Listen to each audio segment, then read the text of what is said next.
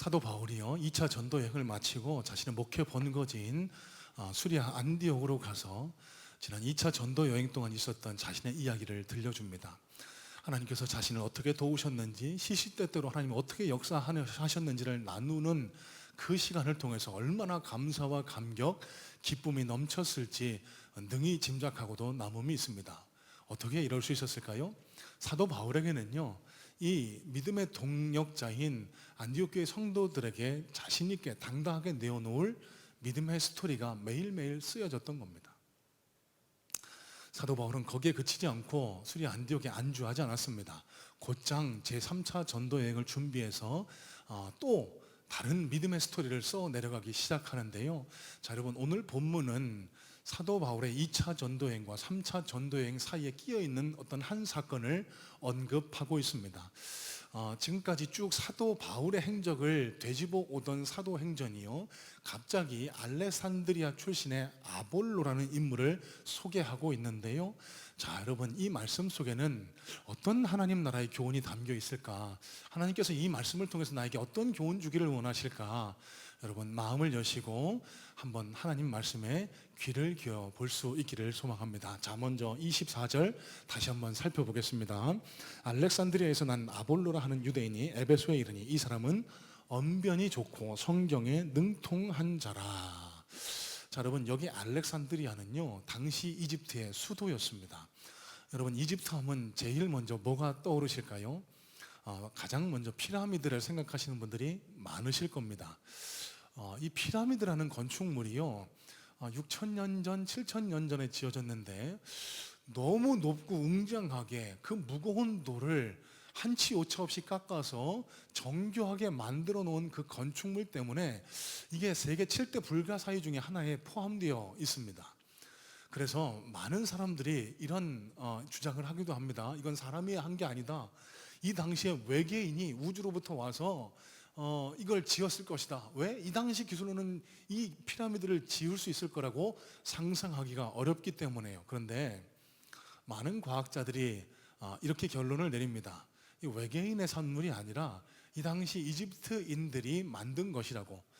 여러분, 이집트는요, 당시 학문의 성지였습니다. 각종 문명이 발달했고요, 각종 학문이 발달했는데 특별히 기하학과 수학, 그래서 이 기하학과 수학의 바탕을 둔 이집트의 문명이 그 피라미드를 그 오랜 전에도 건축을 할 수 있었다라고 그렇게 결론을 내고 있습니다. 자, 여러분, 제가 왜 이집트 얘기를 이렇게 오래 하냐면요, 이 알렉산드리아가 이집트의 수도였습니다. 그러면 이 당시 세계 문명을 주도하던 이집트의 수도, 학문이 발달된 곳입니다. 그래서 이 이집트가 로마 제국에 편입된 이후에도 이 알렉산드리아는요, 로마 다음으로 가장 큰 제국의 2대 수도였습니다. 알렉산드리아 출신이라고 성경에 기록해 놓은 이유는 이 아볼로라는 인물이 훌륭한 교육을 받은, 당대 최고의 교육을 받은 그런 학식 있는 사람이다라는 사실을 우리에게 전달해 주고자 했던 겁니다. 자, 또 아볼로에 대해서 이렇게 설명을 하죠. 언변이 좋다라고 설명을 하고 있습니다. 자, 이 언변이 좋다라고 했을 때 사용된 헬라 원어는요, 로기우스라는 단어가 쓰였는데요, 이 단어는 설득력이 있고 매우 발달된 논리적인 그런 언변을 갖춘 사람을 가리켜 이 로기우스라는 단어를 사용했습니다. 그래서 이 구절을 영어 성경인 메시지 성경 번역본은 이렇게 번역을 해요. A terrific speaker, elegant and powerful in his preaching of the scriptures. 자, 무슨 뜻이냐 하면요, 매우 강력한 설교자였다는 겁니다.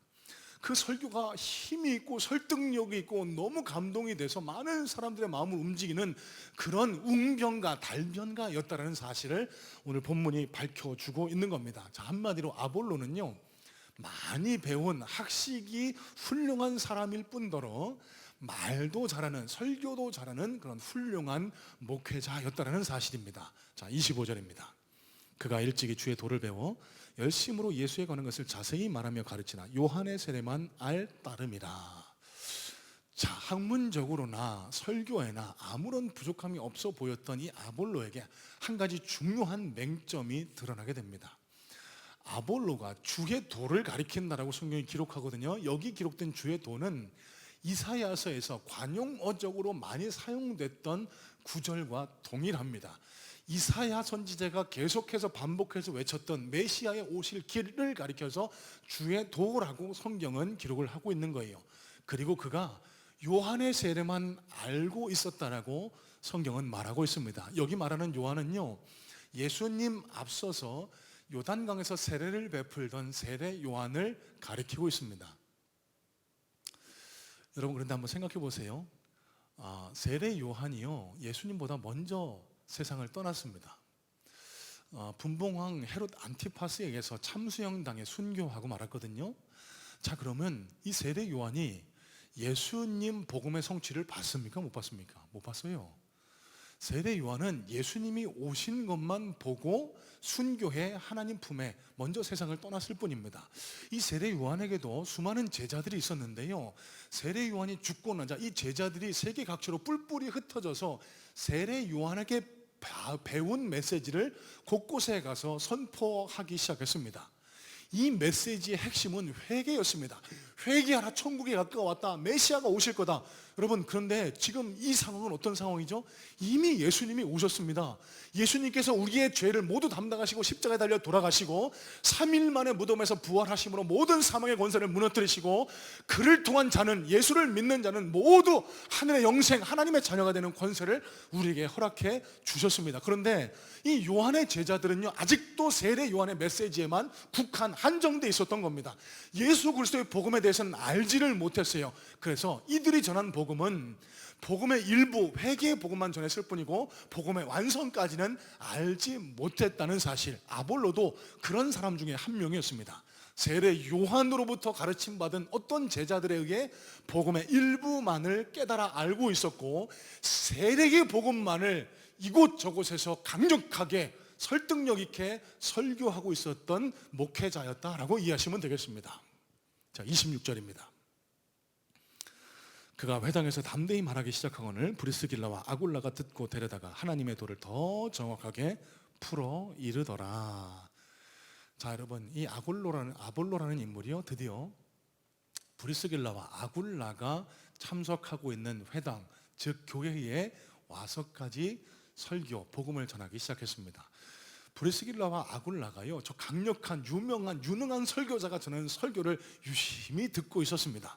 와, 역시 설교가 너무 힘이 넘치는 거예요. 막 설교하는데요, 막 마음이 막 울렁울렁거리고 막 감동이 일어나고요. 그런데 가만히 듣다 보니까 이상하나?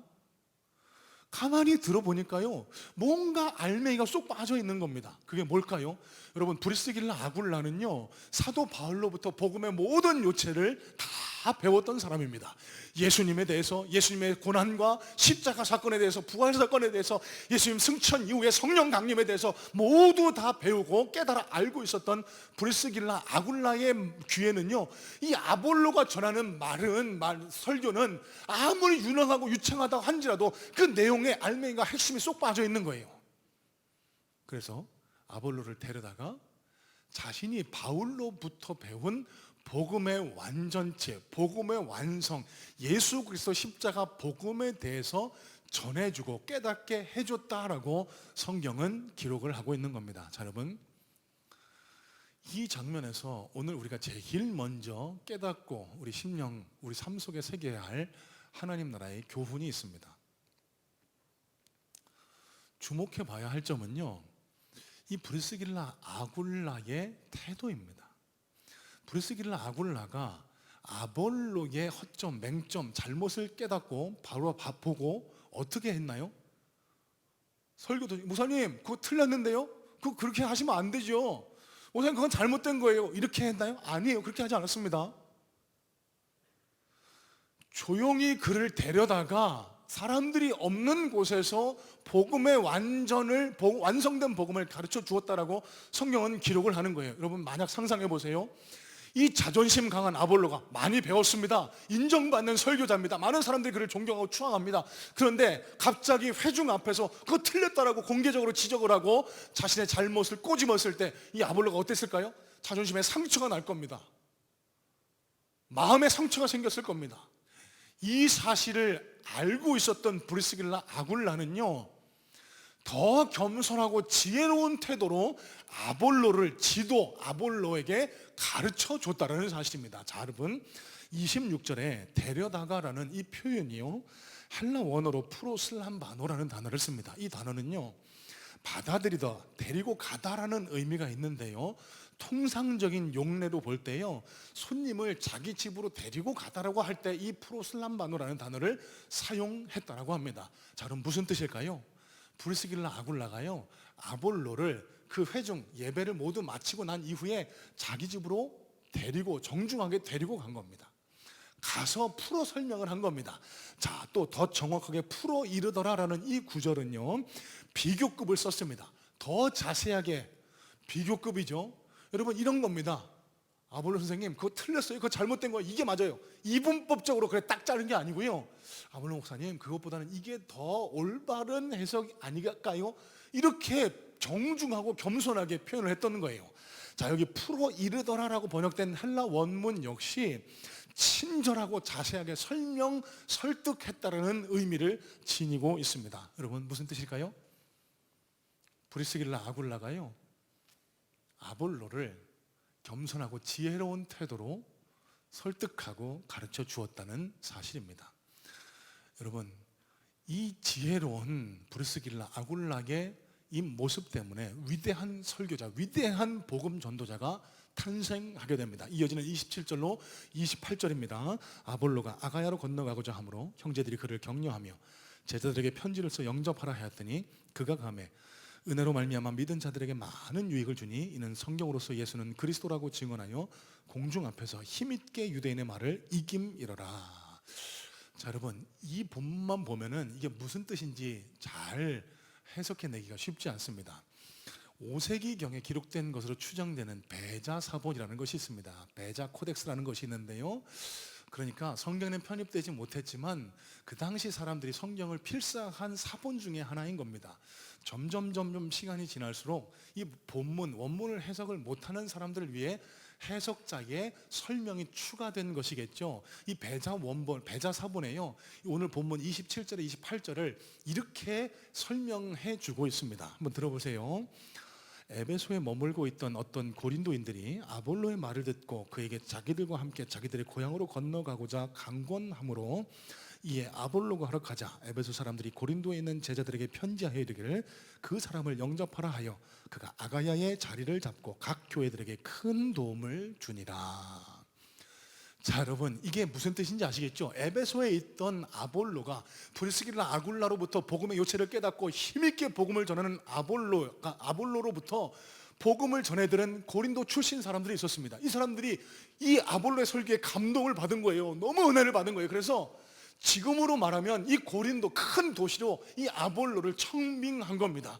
아볼로 목사님, 우리 저 고린도 지역에 많은 교회들, 큰 교회들이 있는데 우리 교회로 가서 좀 우리 성도들을 좀 도와주세요. 지금으로 말하면 작은 소도시에서 목회하던 한 목사님을 큰 서울의 강남의 대형 교회로 청빙해서 그 설교하고 그 성도들을 돌보도록 그렇게 했다는 겁니다. 그리고 성경 뭐라고 기록하죠? 고린도의 성도들에게 큰 유익을 끼쳤다라고 기록을 하고 있습니다. 위대한 설교자가 탄생한 겁니다. 유능한 설교자, 시대의 설교자가 탄생한 겁니다. 누구 때문에? 브리스길라 아굴라 때문에요. 여러분, 한번 상상해 보세요. 앞서 말씀드렸던 것처럼 브리스길라 아굴라가 아볼로가 전하는 복음 앞에 목사님 그거 틀렸어요, 잘못됐어요, 이렇게 날선 지적을 했다면 어떤 일이 생겼을까요? 아볼로 마음에 생긴 상처, 자존심의 상처를 못 이기고 아마도 복음 사역을 이어가지 못했을지도 모릅니다. 이 고린도 교회에 아볼로가 큰 영향을 끼치지 못했을지도 모릅니다. 브리스길라 아굴라의 지혜롭고 겸손한 태도 때문에 이 위대한 한 사람이 소개됐고 이 사람 때문에 수많은 이들이 주께로 돌아오는 놀라운 생명의 역사가 일어날 수 있었다는 사실이에요. 자, 여러분, 이 사실을 통해 우리가 뭘 깨닫고 마음에 새겨야 할까요?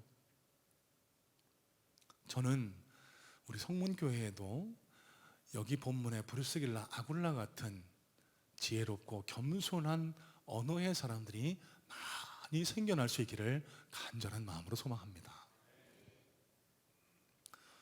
여러분, 교회는 세상의 법칙이 역전되는 곳이라고 누차 말씀을 드렸습니다. 세상에서 높은 분은요, 교회에 오시면 섬기셔야 돼요. 왜요? 일주일 내내 세상에서 섬김 받던 분이 교회에서까지 섬김을 받으신다라고 하면은 그건 하나님 나라가 아니잖아요. 교회는요, 세상에서 섬김을 받지 못하고 세상에서 높임을 받지 못하던 분들이 마음껏 섬김을 받고 높임을 받는 곳, 그래서 세상의 법칙이 역전되는 곳이 교회라고 말씀드렸습니다. 여러분, 오늘 본문의 맥락도 마찬가지입니다. 세상에서는요, 누군가 잘못하면 같이 일하는 동료가, 후배가 잘못하면 따끔하게 지적을 해서 혼쭐을 내주는 게 맞습니다. 여러분, 그런데요, 교회는 좀 달라야 합니다. 교회는요, 아우를 수 있어야 됩니다. 세상에서는 나와 뜻이 다르고 나와 생각이 다르면 끊어내면 됩니다. 관계를 종료하면 됩니다. 다시 안 보면 되는 거예요. 여러분, 그런데 교회는 그럴 수 있는 장소가 아닙니다. 교회는 그런 데가 아니에요. 품고 가야 합니다. 아무리 나와 다르고 아무리 나와 가치가 다르다고 해도 다 품고 가야 할 믿음 안에 한 형제 자매이기 때문에, 그래서 언어도 달라야 할 필요가 있는 거예요. 상대방을 지적하고 타박하고 상처내기보다는 그 사람을 품고 그 사람을 세워주기 위해서 오늘 브리스길라 아굴라가 가졌던 지혜와 겸손의 은혜가 우리 입술 속에서 일어날 수 있어야 된다는 말씀입니다.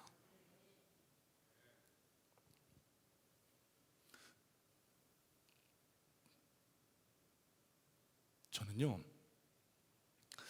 우리 성도님들을 참 좋아합니다.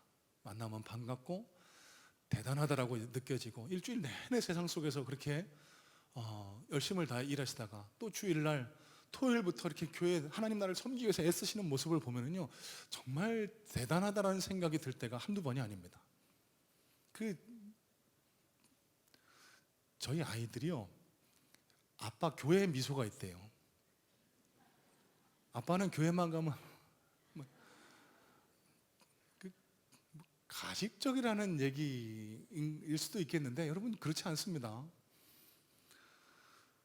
주일날 성도님들을 보면 반가운 겁니다. 감사한 겁니다. 제가 그만큼 여러분들을 마음으로 담고 품고 섬기고 있다는 사실을 좀 알아주셨으면 좋겠습니다.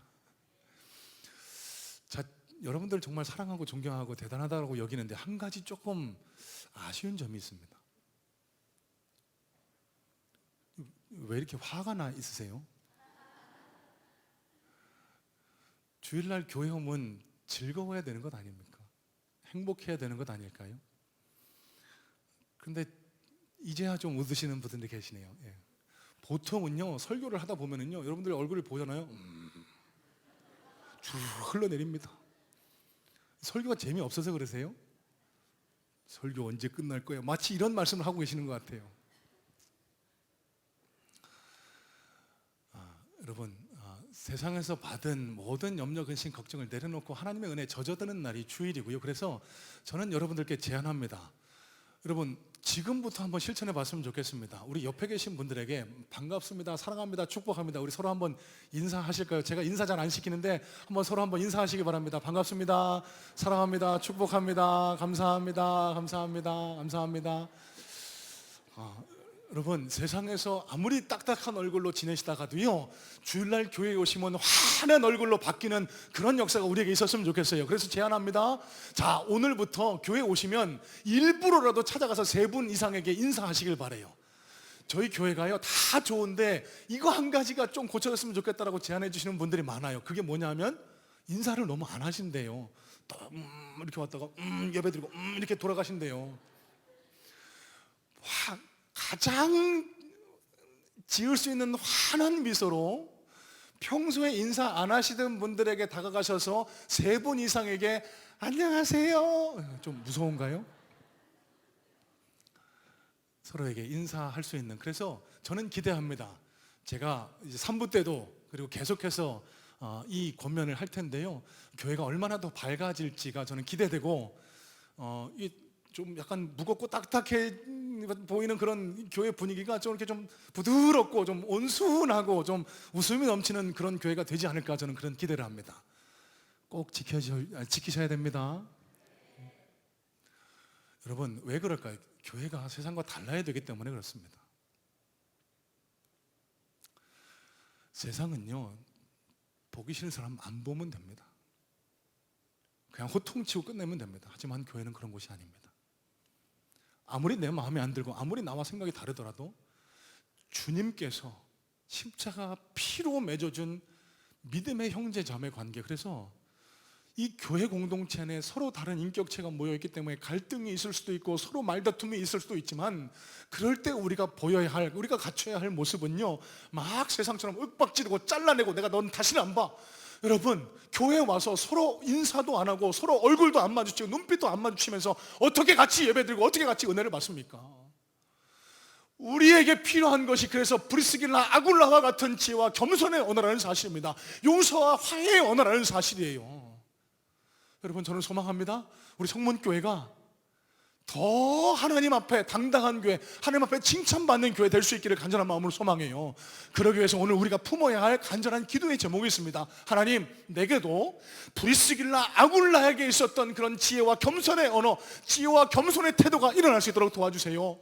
내가 비록 마음에 안 들어도 이 마음을 잘 풀어낼 수 있는 그런 겸손의 언어, 지혜의 언어가 내 입속에, 내 마음속에 담길 수 있도록 도와주셔서 나를 통해 예수의 흔적이, 예수의 사랑이 나타날 수 있도록 하나님 도와주세요. 이런 기도가 저와 여러분들에게서 드려질 수 있기를 간절한 마음으로 소망하고 축복합니다. 자, 두 번째입니다. 오늘 같이 읽지는 않았지만 사도행전 19장, 다음 장 19장으로 넘어가서 좀 상반절을 좀 함께 살펴보기를 원하는데요, 1절 말씀에 이런 말씀이 기록됩니다. 아볼로가 고린도에 있을 때에 바울이 윗지방으로 다녀 에베소에 와서 어떤 제자들을 만나. 자, 아볼로가 브리스길라 아굴라로부터 복음을 전해 듣고 고린도에 있는 형제들에게 청빙받아 고린도로 넘어간 바로 그때 크로스 교차에서 바울이 3차 전도행을 시작해서 터키 대륙, 먼저 아시아 지역을 두루 다닌 다음에 다시 약속한 대로 에베소에 도착하게 됩니다. 그곳에 와서 어떤 제자를 만났다라고 성경은 기록하거든요. 자, 영어 성경의 번역본을 보니까 여기 기록된 어떤 제자들을 다 모두 공통적으로 some disciples라고 그렇게 기록을 합니다. the disciple이라고 기록하지 않습니다. 자, 영어의 정관사의 용법은요, the disciple이라고 하면은 아는 사람, 지인을 뜻합니다. 여기 some disciples라고 하면은 모르는 익명의 사람을 의미하는 겁니다. 자, 그러면 바울이 만났던 이 어떤 제자들은 누구일까? 바울이 이렇게 물어봅니다. 너희가 성령을 받았느냐? 아니요, 우리는 성령에 대해서 알지도 못합니다. 우리는 요한의 세례만 받았을 뿐입니다 라고 그렇게 이야기를 하고 있습니다. 자, 여러분, 이 대화로 바울이 만난 이 어떤 제자들이 누구인지를 우리는 짐작할 수가 있습니다. 여러분, 이 제자들이 바울이 성령을 아느냐라고 물었을 때 성령님 모릅니다, 들어보지도 못했습니다, 우리는 요한의 세례만 받았습니다, 이렇게 대답한 걸로 미루어 봐서 이들도 요한의 세례, 요한의 복음만 알고 있었던 것으로 짐작이 됩니다.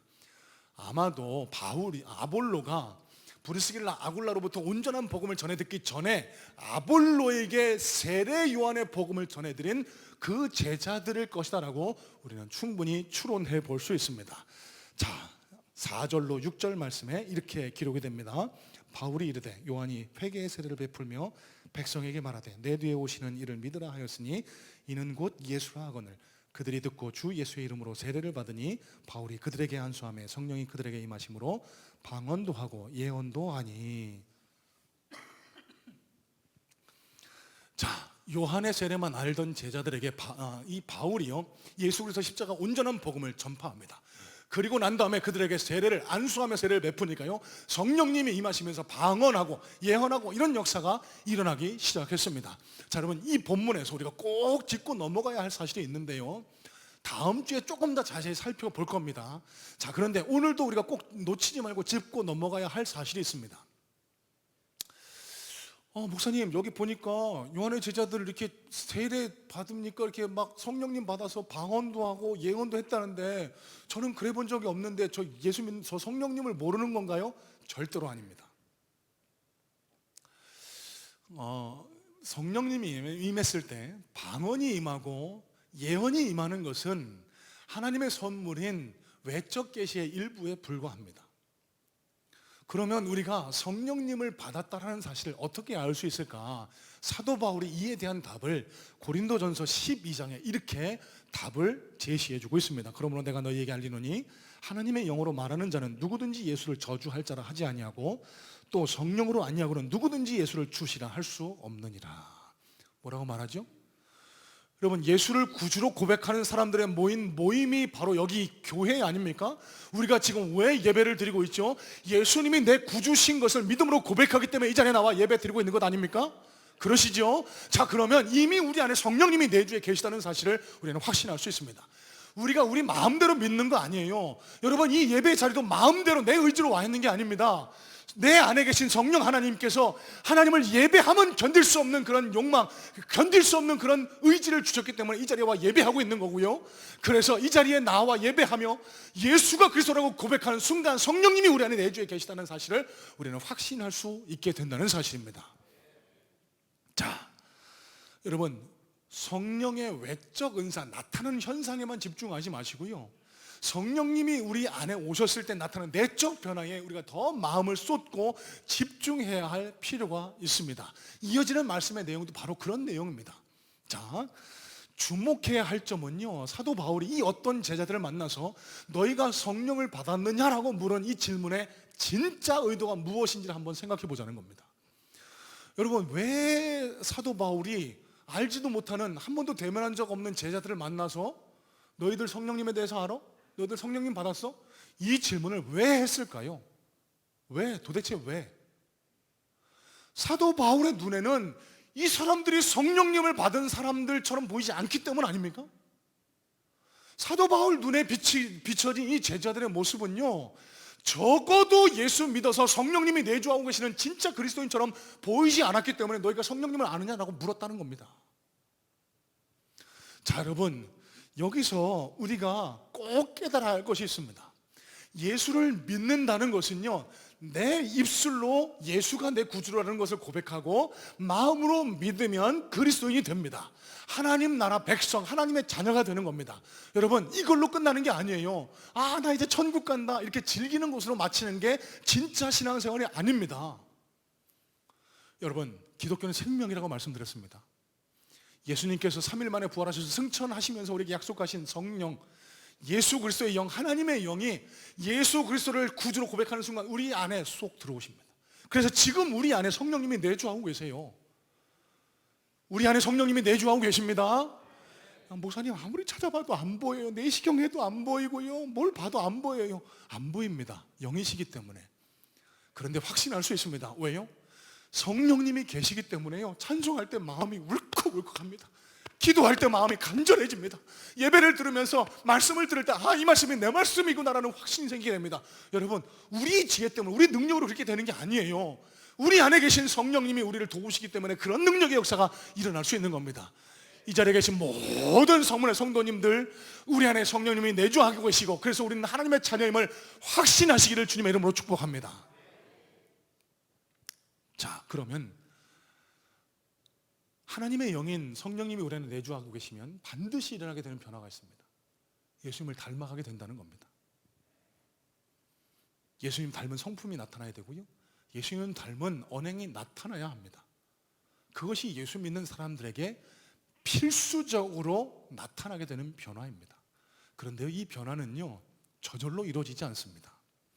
성경의 여러 구절들을 살펴보겠습니다. 마태복음 11장 29절입니다. 나는 마음이 온유하고 겸손하니 나의 멍에를 메고 내게 배우라. 마태복음 22장 39절입니다.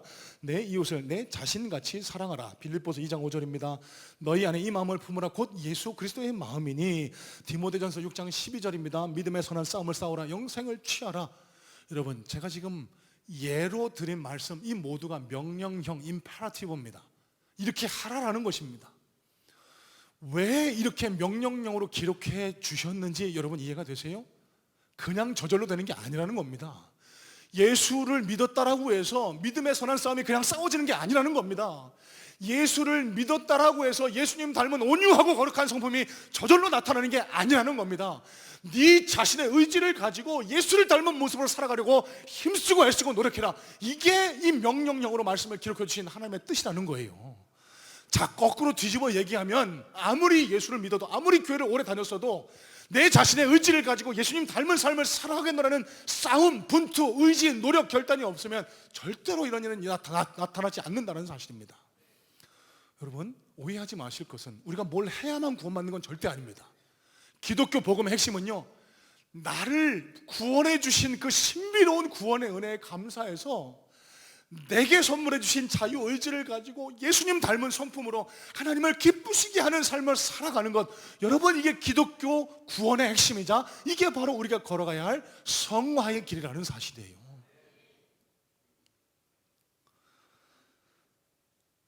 구원이요, 이해할 수 없습니다. 왜 저 같은 걸 구원해 주셨는지, 왜 이렇게 죄 많고 더럽고 이 벌레만도 못한 저를 구원해 주셨는지 저는 아직도 모르겠습니다.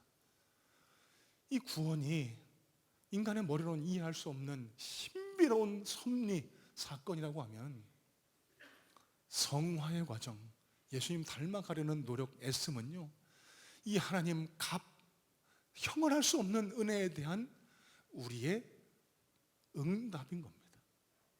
그 은혜가 너무 감사해서 예수님 닮은 모습으로 살아가려고 힘쓰고 애쓰고 노력할 수밖에 없는 거예요. 그래서 정말 예수 믿는 사람에게는 나타날 수밖에 없는 것이 예수님 닮아가는 성품, 예수님 닮아가는 언어, 예수님의 향기가 자연스레 풍겨 나올 수밖에 없다는 사실입니다. 오늘날 한국교회가 세상으로부터 많은 손가락질, 지탄을 받고 있습니다. 왜 그럴까? 오늘 맥락과 연결지어 보면요, 값싼 은혜, 싸구려 은혜가 선포되고 있기 때문입니다. 마치 많은 강단에서 마치요, 예수 믿으면 모든 게 다 그대로 된다, 예수 믿으면 착하게 살게 된다, 성화에 대해서 강조를 안 해요. 내 의지를 가지고 예수님 닮은 모습으로 살아야 되겠다라는 이런 도전을 하질 않아요. 그러다 보니까 주일날만 그리스도인이지 세상에 나가서는 아무 흔적이 안 보이는 겁니다. 사진 한 장 보여주실래요? 얼마 전에, 지금도 유행하고 있는 것 같습니다. 아시는 분은 아실 겁니다. 지홀팍이라는 가수가 부른 크리스천이라는 해괴망측한 노래가 있습니다. 이게 초등학생은, 전국의 초등학생은 모르는 아이가 없대요.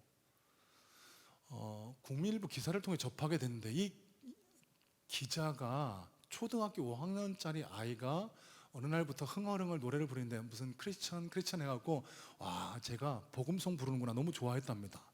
근데 알고 보니까요, 이게 미국 비속어 F 언어를 섞어가면서 기독교인들을 조롱하고 멸시하는 내용이라는 겁니다. 이 기자가 쓴 내용을 잠깐 읽어봐 드릴게요. 가사는 모두 영어로 되어 있다. 노래 속 화자는 기독교인이라고 자신을 칭하면서도 명품을 사고 허세를 부린다. 당장 내일 교회에 가야 하지만 밤새 음란한 행위를 서슴지 않는다. 그러면서 입으로는 완전한 크리스천이라고 부르짖는다. 지올팍은 한 인터뷰에서 크리스천이라고 말하면서 그렇지 않은 사람들을 많이 봤다는 취지로 작사 의도를 밝힌 바 있다. 무슨 얘기일까요? 나 크리스천이라고 하면서 너무나 위선적으로, 이기적으로 사는 사람들의 모습을 꼬집고 있는 노래가 저 노래라는 겁니다. 많은 분들이 저 노래를 좀 금지시켜야 되는 것 아니냐고 이렇게 반응하시는 분들도 있습니다. 저는 좀 생각을 달리합니다. 세상의 비판은 그 속에도 하나님의 뜻이 담겨 있다고 생각을 합니다. 왜 우리가 이런 대접을, 왜 이런 비판을 받아야 하는지를 한번 먼저 돌아봐야 되는 겁니다. 그러면서 나에게는 과연 예수의 향기가 드러나고 있는지. 여러분, 세상은 갑자기 혁명처럼 바뀌지 않습니다. 오늘 이 예배를 드리는 저와 여러분부터 내가 마주하고 있는 가장 가까운 사람들에게 정말 예수 믿는 사람과 같은 삶을 살아낸다면, 세상이 바라보는 교회와 그리스도인에 대한 저 혹독하고 가슴 아픈 현실도 언젠가는 반드시 바뀌게 되지 않을까요? 7월달, 8월달 여름 동안 이열치열 운동을 진행하면서 그 가운데 섬김도 진행을 합니다. 이 섬김의 목적은 그리스도인다운 삶을 살아가자는 겁니다. 덥다고 그 더위에 져서 짜증내고 화내고 아무에게나 시비 걸고 그렇게 창피한 삶 살지 말고, 택배기사 아저씨, 배달하는 분들, 이런 분들에게 조금 친절한 언어로, 아니면 조금 더 나아가서 캔커피 하나라도 사다 놓고 수고하신다고 한번 섬겨보는 겁니다. 그리스도인답게 한번 살아보는 겁니다. 그러면 택배기사분들이 보고 이 문 앞에 교패 붙어요. 아, 교회 다니시는 분들이구나. 여러분, 그러면서 세상의 인식이 바뀌지 않겠습니까?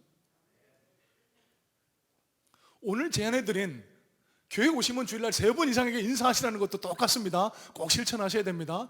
여러분, 이 인사하고 환한 얼굴로 인사하는 것들이 생활화되면 세상에 나가서도 환한 얼굴로, 미소로 환한 인사를 건네면 여러분, 웃는 얼굴엔 침 못 뱉는다라고 하잖아요. 우리의 작은 노력으로 예수님의 이름이, 십자가가 땅에 짓밟혀지는 이 안타까운 현실을 조금이라도 바꿔낼 수 있는 힘이 되었으면 좋겠습니다. 저는 우리 성문의 성도님들이 모두가 다 한 분 한 분 정말 삶 속에서 예수의 향기를 짙게 풍겨내는 그런 진짜 그리스도인들 되시기를 간절한 마음으로 소망해요.